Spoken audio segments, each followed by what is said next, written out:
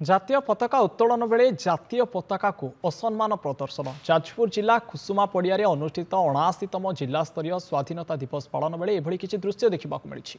मुख्य अतिथि भाव जोग देथिबा जाजपुर जिलापाल अंबर कुमार कर जातीय पताका उत्तोलन कला बेले पताका फिटी नथिला फल बाध्य हुई जातीय पताका को तलकू अणा जाई सजड़ा जाइतिला।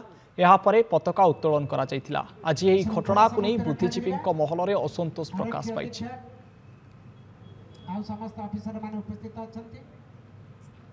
निश्चित भाव में आम समस्त ये एक दुखदायक घटना तो जो मैंने संपृक्त अच्छा पताका कार्यक्रम प्रति किसी ना कि दृष्टांतमूलक कार्यानुष्ठान ग्रहण करागले भावुँ भविष्य में ये अघटन घटो ना। मत खाली नुह आम जाजपुर बुद्धिजीवी मानक मत लगुच पताका असम्मान है भाया पुणी तलू खसाला पुणी आउ थे बंधा है पुणी ऊपर टेक पताका उत्तोलन कराला। यहाँ बड़ विडंबना विषय जाजपुर ये घटी ना।